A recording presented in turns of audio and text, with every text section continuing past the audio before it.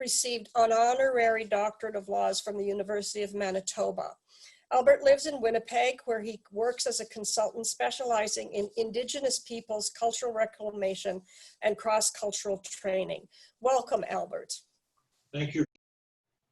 Do you want me to go now? No, I will introduce the rest of the panel, and then I will invite you. I will invite you to share your collection when I've had a chance to kind of set some background. All right. Sorry about that. Okay. The next panelist is Joan Kanigan, who is the CEO of the Western Development Museum. Hello, Joan, everybody. Hi, Joan. Thank you. Joan has more than 20 years of experience as a senior management in nonprofit organizations and has been with the Western Development Museum since August 2016. At the WDM, Joan and her staff have begun working on decolonizing initiatives to increase diversity and inclusivity in the museum. Prior to this, Joan was the executive director for the Museum of Ontario Archaeology at MOA.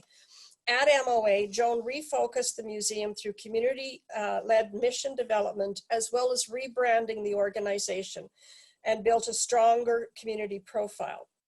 Joan also served as the executive director for the Brant Historical Society. At the BHS, Joan worked to establish stronger relationships with community organizations, increase programming and partnerships, and strengthen operational accountabilities.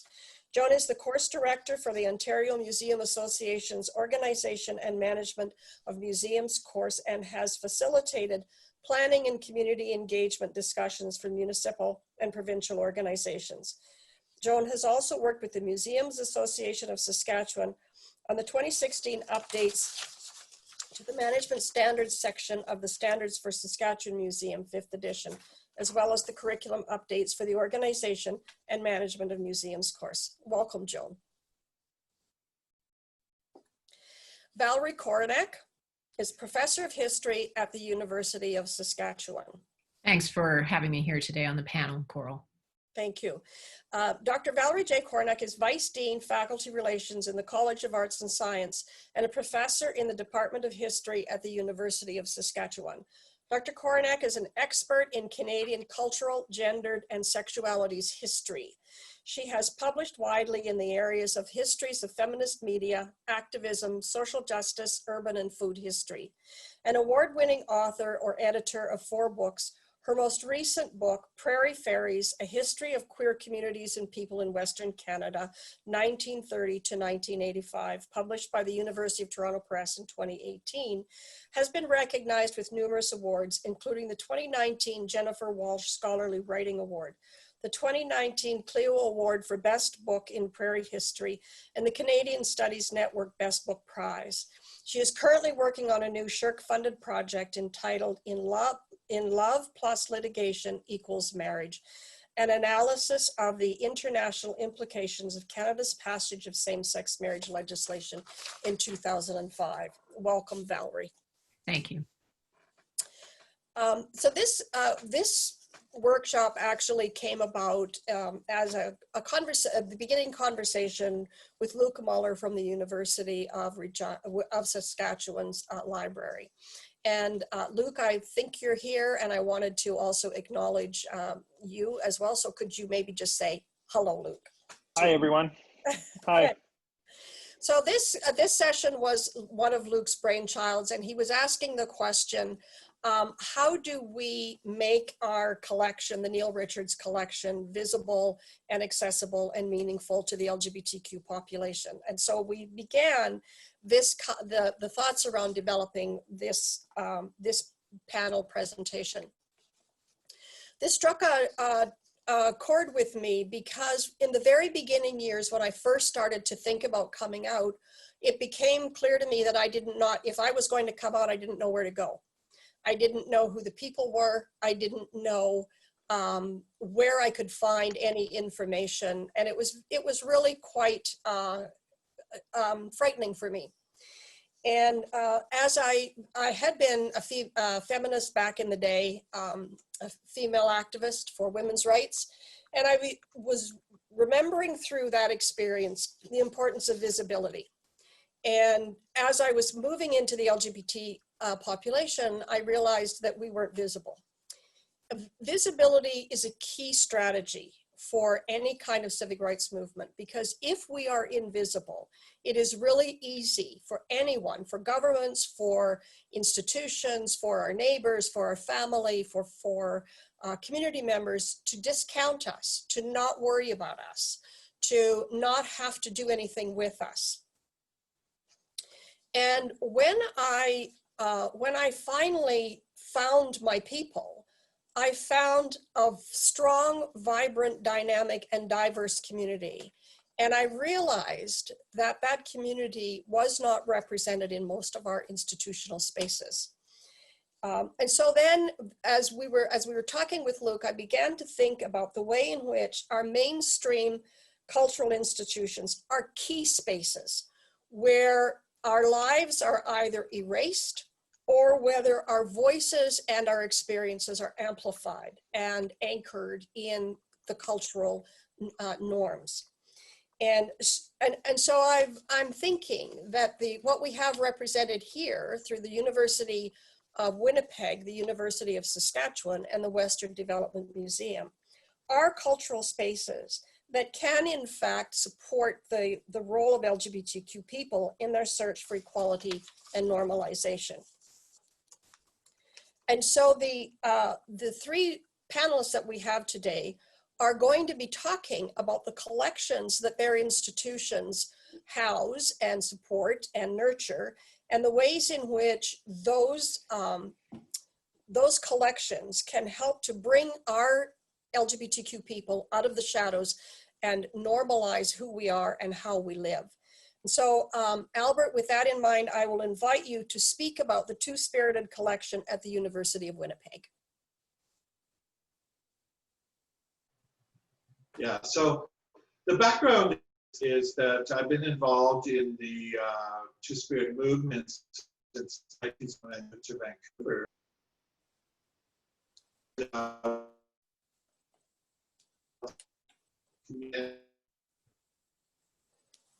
And then moved back to Winnipeg in 1983. So I'm understanding that there was organizing among Indigenous LGBTQ people or Two-Spirit people going back 40 years. And through my journey in gay liberation and being in prides, I had collected a number of posters,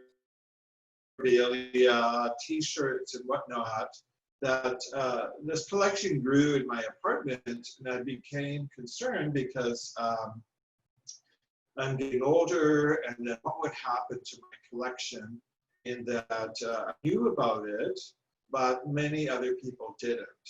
So I contacted the University of Winnipeg Archives and talked about it with them back in 2014.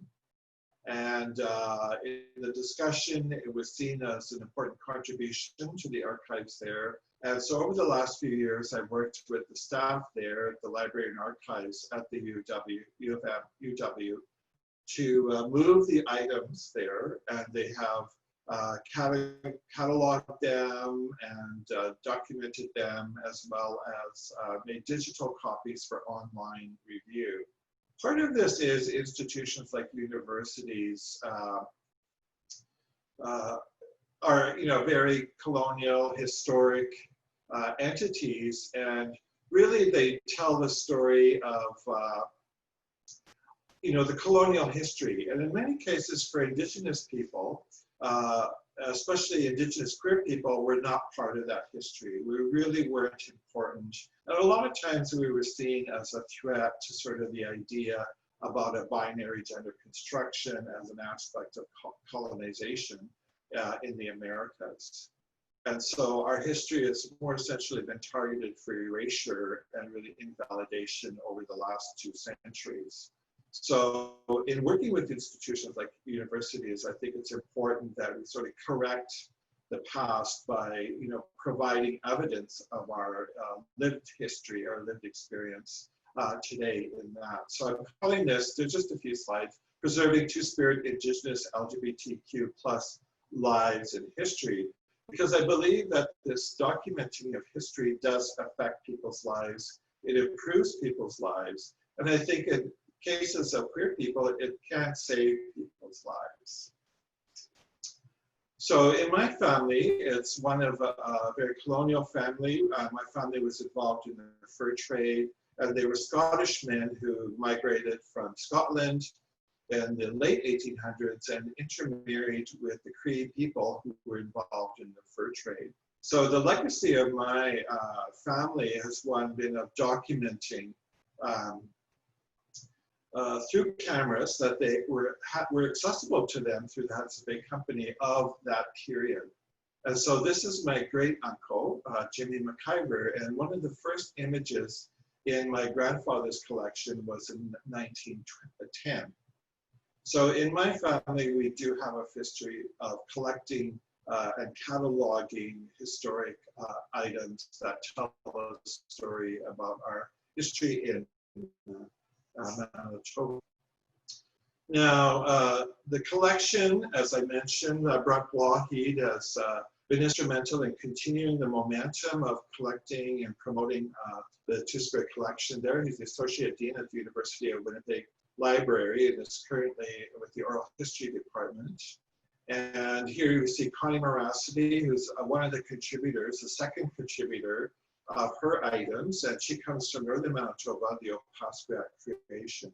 And Connie has had a similar experience. She's been in documentaries, theater, she's a published poet. So as a Two-Spirit person, she has got, sort of a history of creativity as well as documenting her life experience as a Northern First Nations Two-Spirit person. So this is what last year during Pride, when we had a little exhibition of some of the items in the collection. And here's the online link. It's called the Two-Spirit Archives, and you'll see it listed here on the side, Two-Spirit Cards. And this is one of two collections at a university in North America. And it's got a catalog that you can search. So a lot of the items, some are videos, some are books, particular to Two-Spirit knowledge and history. And then again, some are photographs. The other collection is at the University of Minnesota, and it's called the Two-Spirit Papers. So similar, a colleague of mine who had been sort of on the same journey in the sort of liberation movement in North America was also collecting items and whatnot, and donated their collection to the University of Minnesota. Some of the items that we have, again, are very rare, and again, because people move on, and a lot of people, they don't recognize the value of the items they have, and if you're moving, from city to city or place to place, it's extra baggage. So a lot of times people again lose these items, and they're really lost to history because some of these are one-of-a-kind items. So this is a photocopy that was mailed out, and you can see the address, and then this was the first International Two-Spirit gathering in 1988 in Minneapolis, and it launched other gatherings, and so this year would have been the 33rd gathering of Two-Spirit people in North America. So this is really a record of Indigenous people reconciling the past, looking at decolonization, and then providing an Indigenous Two-Spirit lens on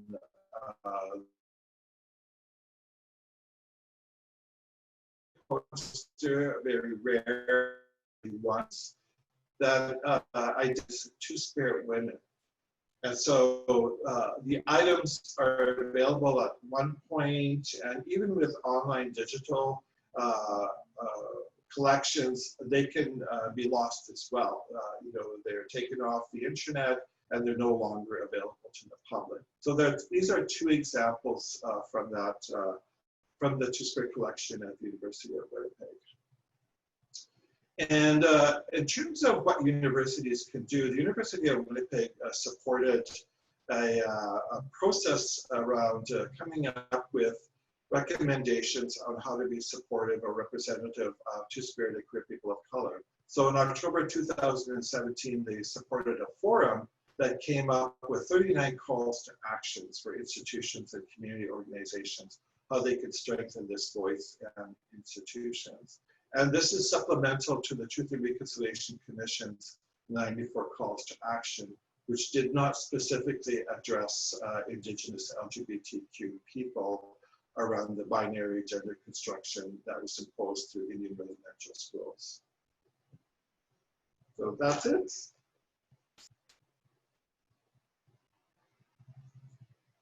Thank you. Thank you so much, Albert. I forgot to unmute my microphone. So technological conditions continue to play a role in what we're doing.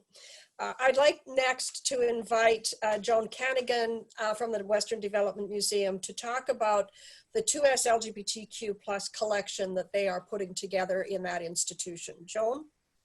Great. Well, thank you so much. And thank you, Coral and Mike, for organizing this session. I'm really pleased to be here today to talk about the Saskatchewan LGBTQ2+ history collection at the Western Development Museum.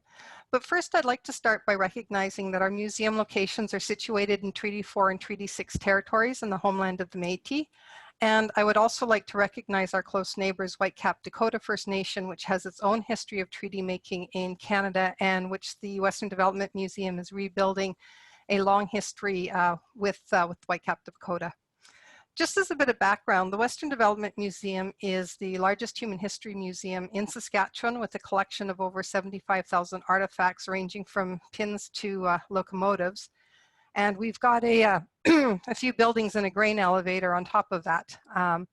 We share Saskatchewan stories from the beginning of settlement to present day. And the museum was established in 1949 when the government passed the Western Development Museums Act. So as I mentioned, we consist of or have 4 locations across the province. We have a museum in Moose Jaw, North Battleford, Saskatoon, and Yorkton.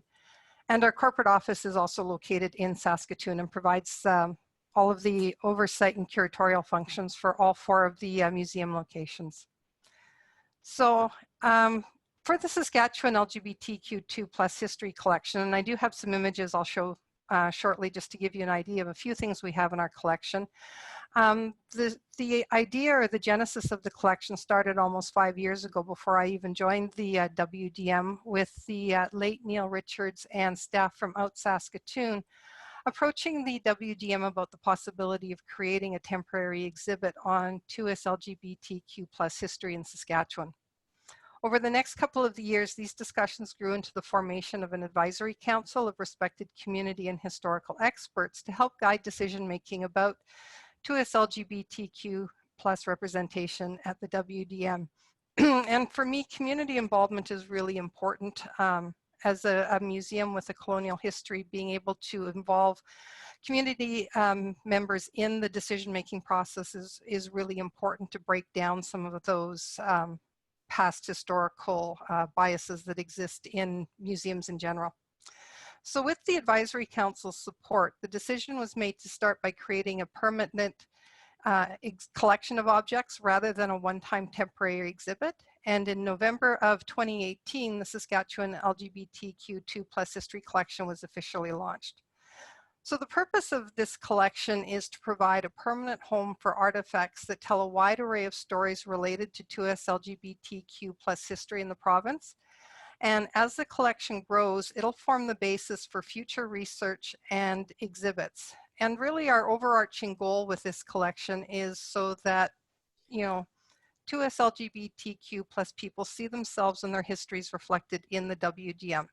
Not just occasionally as part of Pride celebrations or temporary exhibits, but to have these histories integrated into our permanent exhibits. And since the collection has been launched, and I'm just going to start the slideshow. So since the collection has been launched, we've been offered about 100 objects so far in the past year, which we're in the process of currently cataloging. But for a few examples, the first one here is a Cyprian crown and jewel set from one of Saskatchewan's best known drag performers, Crystal Clear. And we were particularly pleased when we received this donation that we were able to actually display the crown and jewel set in Moose Jaw during their Pride celebrations in 2019. We've also collected a P flag, which is connected with the founding and early days of the P flag chapter in Saskatoon in the 1990s. In addition to this flag, we have other objects related to the P flag chapter in Saskatoon, including items used in parades and public events, the sign that was used at weekly meetings, public awareness campaign materials, and samples of advocacy correspondence. Another example from our collection is the printing proof for the 20th issue of Perceptions, which was originally framed and sold at a fundraising auction. And I understand that most of the issues of Perception are available at the University of Saskatchewan Special Collections, which Valerie will be speaking about after me. Another example is the poster for the Regina's Imperial Court, the Imperial Sovereign Court of the governing body, the Golden Wheat Sheaf Empire. And then we also have a roller derby and helmet related clothing from another community member. So as we're going along, other artifacts that we have been collecting include more event posters, human rights activism banners, personal community awards, and leisure activities. So certainly, we're always looking for more donations to the collection because it is quite small, but for anybody who has questions, please contact us. And I'd like to recognize that compared to the overall size of the WDM's current collection, the Saskatchewan LGBTQ2+ history collection, along with artifacts representing histories of Indigenous, Black, and people of color, is exceptionally small in our collection. And one of the things that we're currently doing to address this imbalance is that we are prioritizing the collection of these artifacts and stories from underrepresented communities. We have lots and lots of pioneer settler artifacts, so unless they are of exceptional significance to the province of Saskatchewan, we've stopped collecting that type of material. The WDM is mandated to be Saskatchewan's Human History Museum, and it's only been in the last year with the work that we've been doing on inclusion and inclusivity have we begun to recognize what this really means. And our first step has been recognizing the voices that are missing from our provincial narrative, and our second step has really been to start the long journey towards meaningful representation and inclusion. And so for the WDM, building the Saskatchewan LGBTQ2+ history collection is really only the first step before having that meaningful representation, because for me particularly, it's really important that people see themselves reflected in the institutions that represent the history of our communities. And that's something that we're working very hard to get towards. Thank you.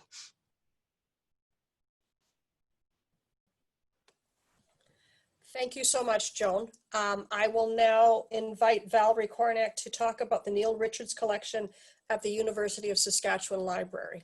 Valerie?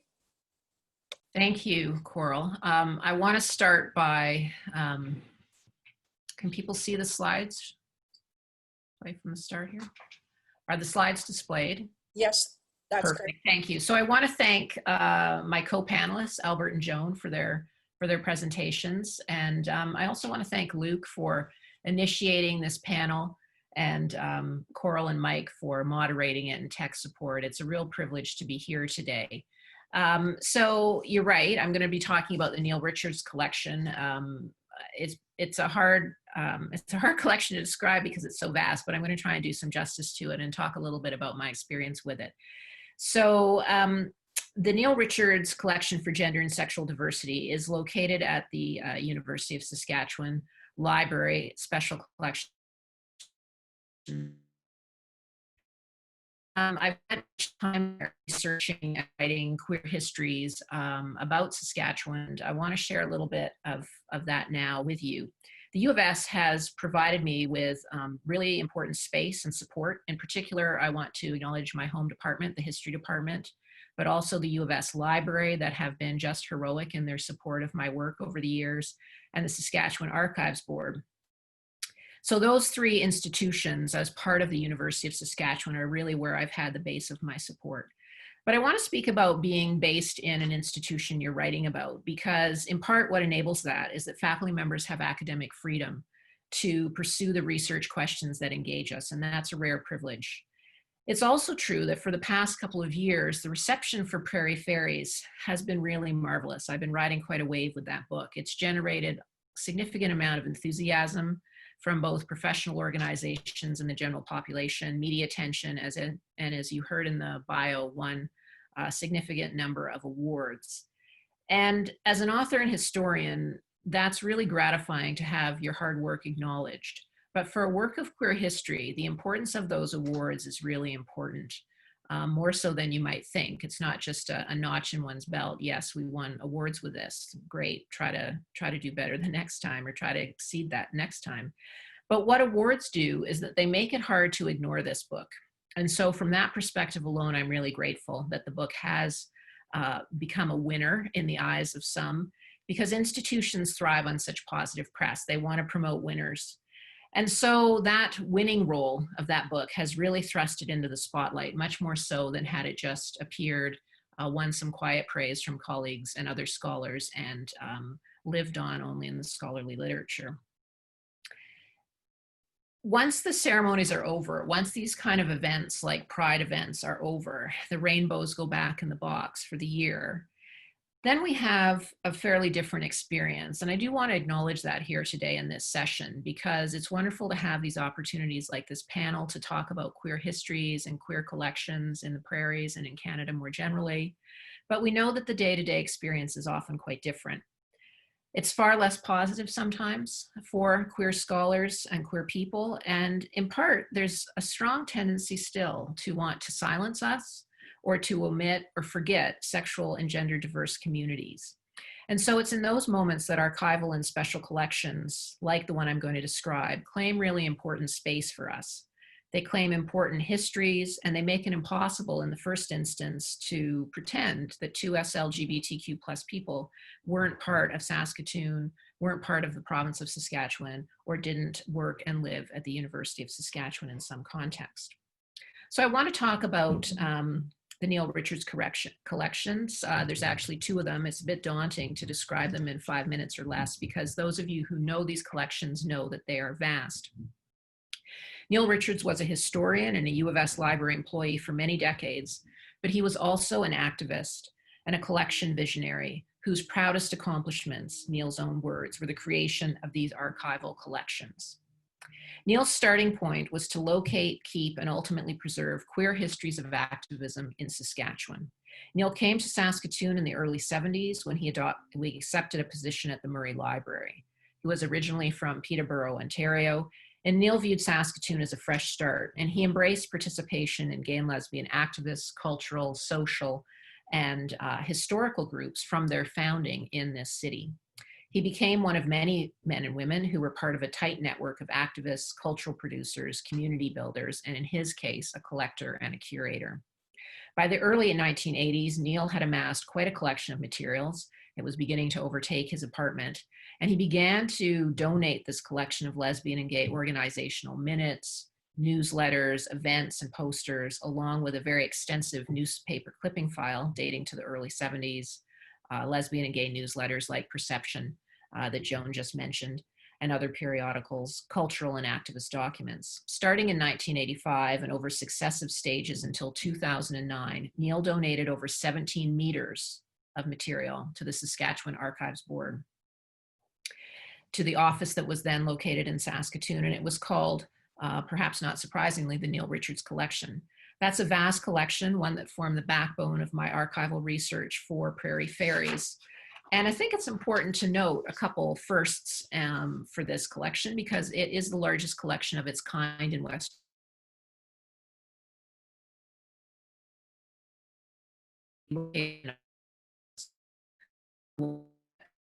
With the foreclosure of the Archives Board office, or the Provincial Archives of Saskatchewan office in Saskatoon, that collection has been transferred to the University Archives and Special Collections, so it can be kept in the same city with its other namesake collection, the Neil Richards Collection of Gender and Sexual Diversity. The gender and sexual diversity collection complements the archival one, while at the same time broadening it in time frame, approach, region, and focus. Working in the Special Collections Department at the U of S Library, Neil established himself as a collector of LGBTQ publications very broadly. And here he covered the gamut, really, of nonfiction and fictional works, pulp fiction, magazines, detective novels, postcards, ephemera, and all things cultural. After Neil retired, he kept working as a volunteer. He was the hardest working volunteer you could ever find. He was there nearly every day, working in the building, collecting, curating, creating exhibits to showcase the diverse materials. He also regularly met with researchers and students, encouraged all of us in the pursuit of queer histories in this province. He gave classes and generally was found holding court in the third floor of the Murray Library. And this is an image of Neil. I hope people can see that part of the slide, that Neil isn't actually obscured by everyone's faces as it is on my slide. But this is an image of the room, and from 2010, when the university actually named the collection the Neil Richards Collection in his honor. The collection, as I've said, includes a wide range of important publications, including rare print collector editions of groundbreaking gay and lesbian publications, some dating back to the late 19th century, includes gay and lesbian queer histories, dating to the earliest works that were published in the United States, starting in the late 60s, early 70s, a huge volume of periodicals, an equally vast collection of pulp fiction, postcards, t-shirts, physique magazines, particularly interesting genre from the 50s and 60s that was aimed at gay men, a vast collection of buttons and posters, and over 700 queer detective fiction titles. In total, the Neil Richards Collection of Gender and Sexual Diversity numbers over 8,500 titles at current count. Now, in these days of COVID-19, when you can't physically enter the U of S Special Collections and Archives room, you can visit it virtually. And I'd encourage you to do so, because Neil left us a really rich legacy, not only in books and objects, but also in his penchant for digital collections.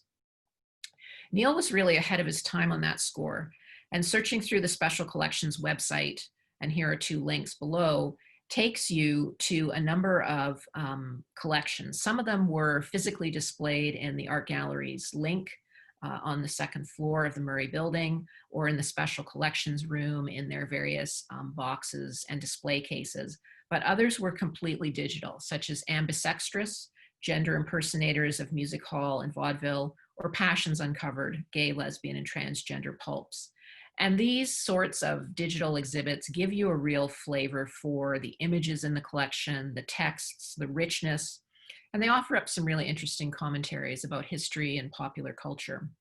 That's what's always made this collection so valuable. It isn't just academic work. It isn't just activist periodicals, publications. It's a whole range of pop cultural ephemera, magazines, buttons, posters, what have you. And it's really engaging, not only for students and scholars who are probably the first beneficiaries of this legacy, but also for interested members of the general public. And every time Neil introduced a new exhibit, the various rooms that those exhibits were in were always packed by members of the queer community in Saskatoon. Carving out queer spaces in institutions like universities, museums, archives, and libraries is important for so many reasons. The first, as Coral already mentioned, is visibility. But it's about more than being visible, because that's really only a starting point. It's really about inclusion and diversity, recognizing that not everyone who visits a museum or an archive or an art gallery is a school kid or a white, heterosexual, middle-aged adult. 2S LGBTQ+ people are everywhere, and we're owed the right to see our stories, histories, cultures, and forms of expressions depicted. And in so doing, these stories and histories often challenge the historical or conventional narratives. They disrupt those narratives. They maybe upset some folks, and that's okay, because that's how change happens. In the AIDS era,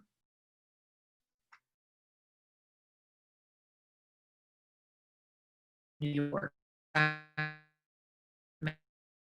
with that image, and of that similarly graphic design images, ignorance equals fear and silence equals death.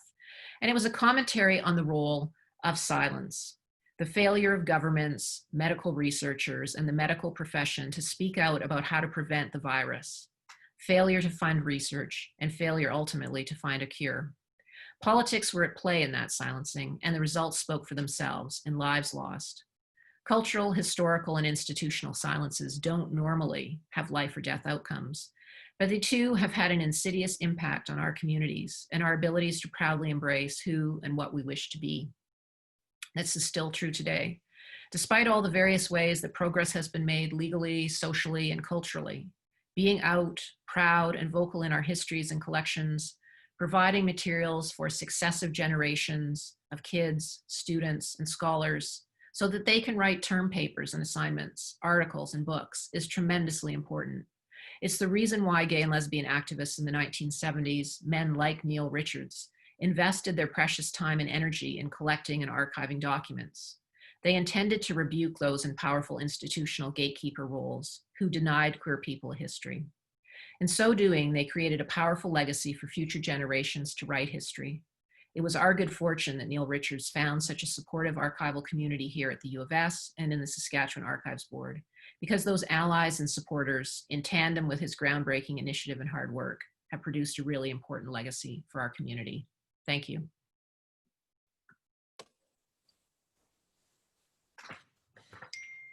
Thank you, Valerie. We have two prepared questions that I have asked the panelists to speak to. The first question, and we'll go the same roundtable sequence with Albert beginning first, then Joan, and then Valerie. The first question that I'd like the panelists to speak to is, in what ways do these collections draw 2S LGBTQ people out of the shadows, honor their existence, normalize their lives, and integrate their experiences into mainstream culture?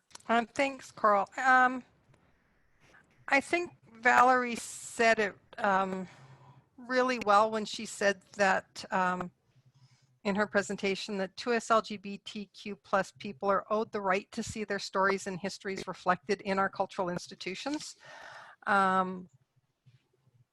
For museums, just speaking from the museum perspective specifically, collections like the Neil Richards collections and the Saskatchewan LGBTQ2+ history collection are important because the objects are the foundation upon which everything that we then do is built. And a museum really people really attach meaning to objects, and they trigger memories and can be powerful focal points for storytelling. But what I think is more important, and we'll talk about this more in your second question, Coral, is having the collection is one thing. What's critical is how that collection is actually used and seen. So it's not enough to have a collection in storage in a museum that part of it's important. But if we're not, using the collection for something more important, it becomes, it really doesn't do what we're trying to do in terms of ensuring that people see themselves reflected in the cultural institutions around them. So I see the collection as a very important foundational piece, but it's the means to an end and not the end in itself. Okay, thank you, Joan. Valerie, I will carry on with you while we're trying to sort out Albert.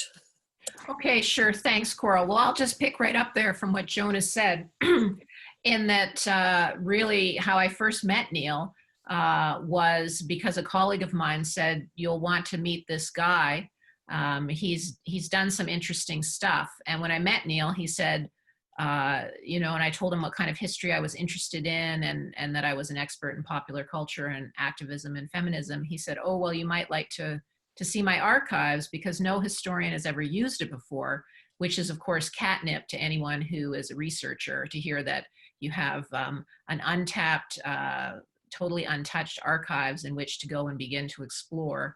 And really that archives, both of them, became the backbone of that book. And I had originally thought, as a Torontonian moving to the prairies, oh, well, not much went on here.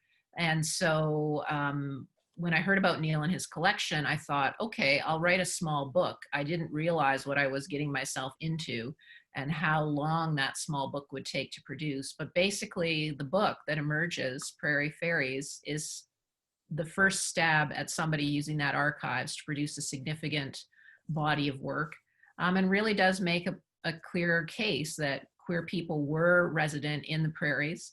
In my case, it starts in Winnipeg in 1930 and continues through to 1985, when AIDS and AIDS activism changed all the community organizations and focal points in the 5 prairie cities, as it did elsewhere in the world. And so without that collection, that book could have never been written. I do have oral interviews in that book as well, but the archival collection was really the foundation on which it was based. So it was absolutely critically essential for me to be able to do that work. So, you know, it might be sort of the scaffolding on history and fiction and creative endeavor happens, but that's really important scaffolding. Great, thanks, Valerie. Albert, I think you can hear us now, and so I'll invite you to respond to that question. Remember, there you go. The question, in what ways do these collections draw 2S LGBTQ people out of the shadows, honor their existence, normalize their lives, and integrate their experiences into mainstream culture? Well, I think it creates a safe opportunity for people who are doing research in institutions like universities to access what they need when they need it, and in a way that is, you know, anonymous, which may be safer for many people. And we, you know, because queer studies intersects with all aspects of education in university and in high school. And I think to create that opportunity where people can choose when and how and where they want to collect this information and begin to learn from it. Thank you. And, okay, thank you. The second question then, we've already started to talk about this a little bit, but I'll again do the round table on the second question. What responsibility do cultural institutions, as stewards of these collections, bear in making them accessible in ways that can influence and reshape the common narratives about 2S LGBTQ plus people? And Albert, I will again begin with you. what was the question again? What responsibility do the cultural institutions, as stewards of these collections, bear in making them accessible in ways that can influence and reshape the common narratives about 2S LGBTQ people?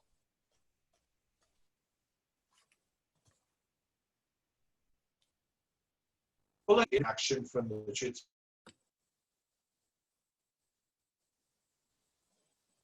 reconciliation, as well as the 231 calls to justice. So those are guides for all cultural institutions. And these were primarily for Canadians to understand the impact of, you know, colonial history, what was valued and what was devalued, what was hidden, what was lost. So those are kind of guides for institutions to begin to decolonize and reconcile as well as indigenize. Thank you. Joan, I'll have you respond to that question as well.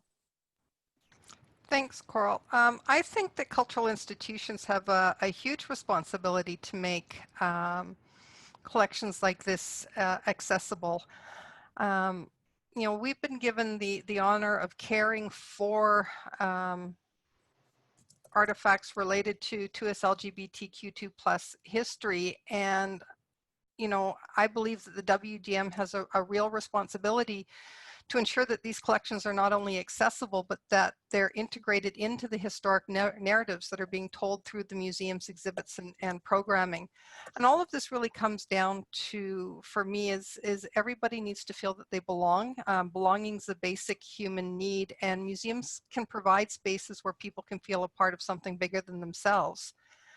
And you know, because of the role museums have in society, in many cases, we're very privileged institutions, and I believe it's time that museums use this privilege to bring people together and to create spaces that are safe for everyone, and spaces that'll build empathy and understanding and connect everybody to what it means to be human. And you know, I've always believe that museums are places where people can connect, whether they're connecting generationally or culturally.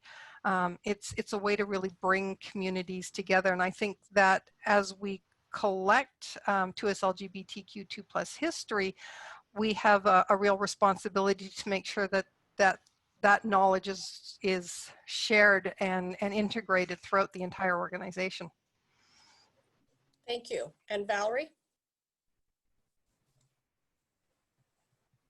Thanks, Coral. So I agree with what my co-panelists have said about the importance of cultural institutions. In answering this question, I want to share a couple experiences of my own, intended to be a little bit humorous, but also pointed about kind of getting out there into the community and claiming that space. I talked about working at the Saskatchewan Archives Board office. And for those of you unfamiliar with that space, it was located in the basement of the Murray building, and it was a very old-fashioned space.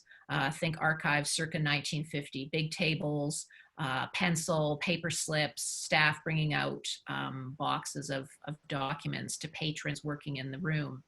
And I spent a lot of time working there, and I usually was working there by myself, but when I was there with other researchers, they were almost all working on family genealogies. They tended to skew in a particular way. They tended to be older couples who'd come into the city from some rural area or had roots in some rural community, and they were doing genealogical research, or they were doing family farm histories. And I really used to love seeing them doing their work, getting excited about history. As a professional historian, that's what you want to see, people getting engaged. And so one day I had an elderly gentleman come over to me as I was sitting at my table working away on some documents from Neil's collection. And he came over to me and he said, "Now, where's your family from? And where's your farm?" Because that was all he thought people would be researching there. And so I told him what I was actually doing. And it was a very interesting moment because he literally stopped dead in his tracks. I wasn't certain whether someone could take an instantaneous stroke from being told that I was researching queer history.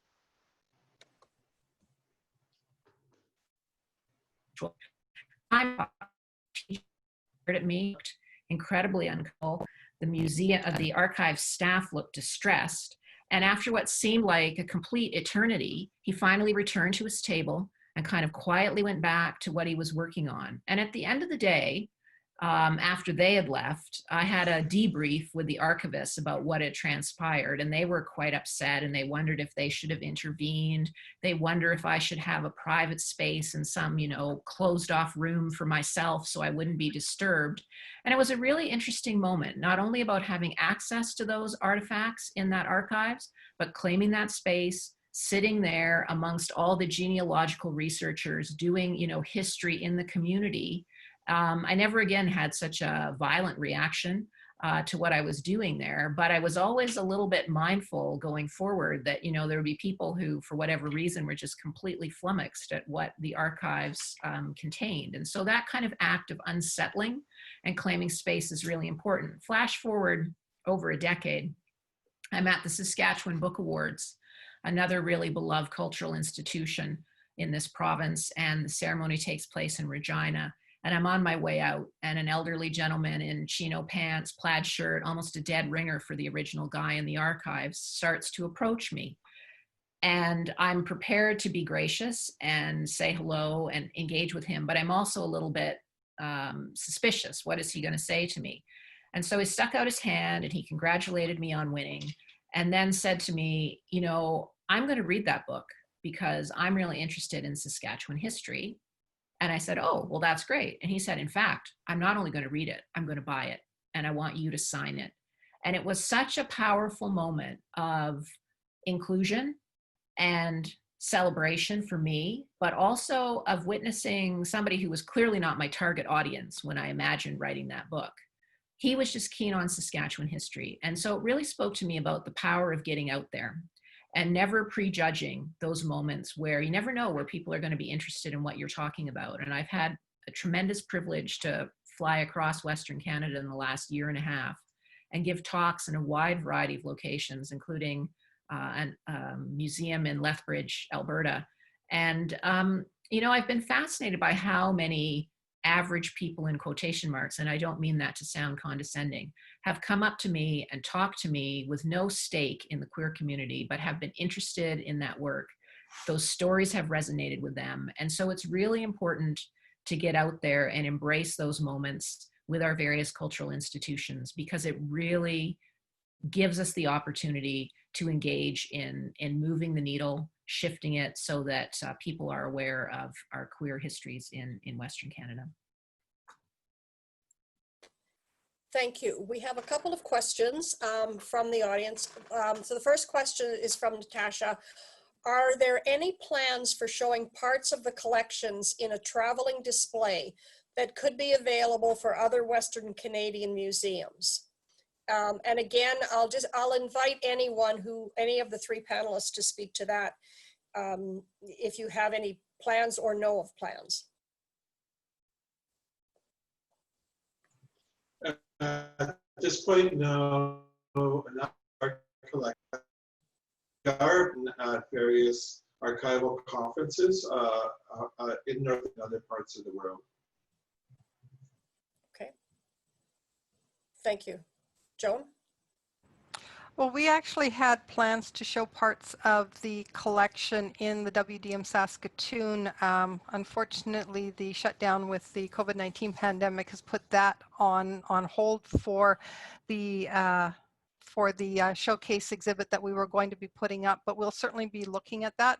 Not necessarily traveling at this point, because that requires a whole level of security and infrastructure that we don't currently have, but we do want to start seeing these objects in our collection on display. Thank you. Valerie? I can't really comment on traveling exhibits per se. That's not really my purview. What I will say is that those of us who have published in the area are always receptive to go out and give talks in the community. I've given a number of them, both in university settings, but also in community settings, local libraries, work with the Regina Writers Guild. And so researchers are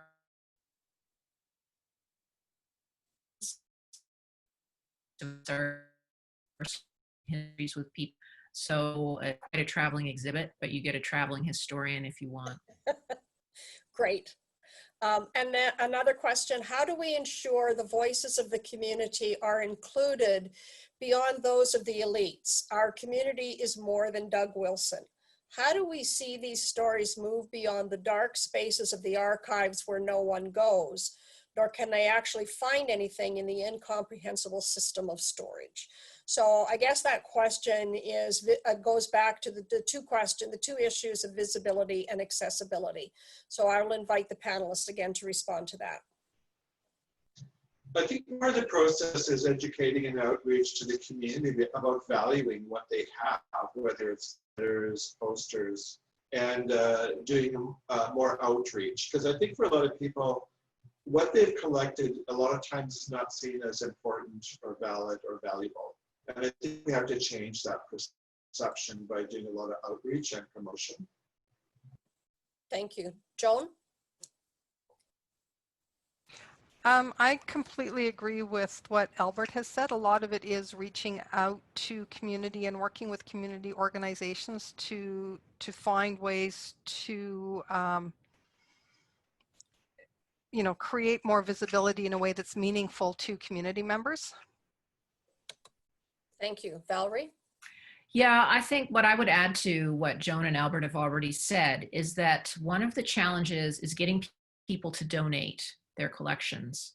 There's a real discrepancy in my travels through Western Canada using archival collections between papers donated by gay male organizations or gay men themselves and lesbian, transgendered populations. There's a tremendous discrepancy there. And so one of the things I would really like to see, and I know the WDM is doing that, and I applaud Albert and his group for their work in Winnipeg, is to see people outside the gay male population, which is not, of course, to denigrate in any way those histories, but it's to say that we need to have more diverse archival holdings. And so we know there are older people in the community who have papers, who have materials. And sometimes, ironically, older women have really needed to be encouraged to recognize the value of the documents that they've amassed over a lifetime, that their lives are historically important, and that some of their what might appear to them just be their personal papers actually would be really tremendously valuable if they were donated to archives and museums. And so I know that that was one of the things that Neil was always working on, was trying to talk up the role and the importance of donating your papers. And so I really think that when museums and archives are a little bit more entrepreneurial, they really need to be searching for populations that aren't well reflected, because it's not the case that those populations don't have materials they could donate. They just need to have a little bit more encouragement to do that. Thank you. We are at the end of our time, and I would like to give Albert, Joan, and Valerie an opportunity to say one final word. Albert, what would be your final word to your audience? Well, I think about this generation of LGBT people and what they have, what they're collecting today. There's a lot of prides, this Pride Month, and really for them to see that as a valuable representation of their lived lives and their histories. Thank you. Joan? I would just like to say thank you for allowing the WDM to be a part of this and to be able to provide space where we can begin to share 2S LGBTQ plus histories. Thank you. Valerie? I want to thank you for inviting me here today. And I want to say that the collections that I've talked about and that I know that are held in Winnipeg at the U of W and the U of M are absolutely vast. And so I'd really encourage people to realize that there's lots of stories, lots of histories that are contained in those archives that would really make great projects for undergrad students, grad theses. We've touched the bare tip of the iceberg. And so there's lots of stories out there. So start collecting some stories, start doing some research, and you know, we'll just build incrementally on the early work that exists.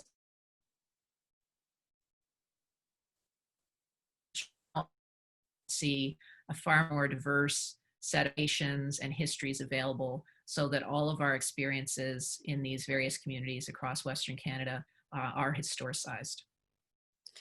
Thank you so much to Albert, Joan, and Valerie for sharing their knowledge, their collections, their insights, and their wisdom with us.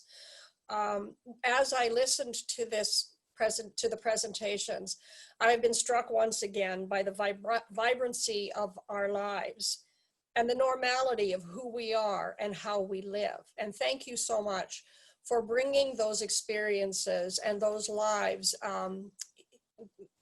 so powerfully visible today. As marginalized populations, those of us from the marginalized populations can bring attention to discriminatory structures and practices. We can challenge discriminatory assumptions and beliefs. And we can disrupt discriminatory cultural narratives. But on our own, we can't change them, because we need the power, the position, and the influence of mainstream cultural and government institutions to take that step forward and to say, your lives are worth sharing, your lives are worth protecting, and your lives are worth hearing about. Thank you so much to the University of Winnipeg, University of Saskatchewan, and the WDM for embarking on this really important journey with us. And thank you once again to Valerie, to Albert, and to Joan for being part of today. And I'll turn it now over to Mike for our next set of instructions. Well, thank you, Coral, and Valerie, Joan, and Albert. This has been an amazing panel. When we started out, we didn't quite know what would happen with it, but I'm sure glad we stuck it out and you gave it such good direction, Coral.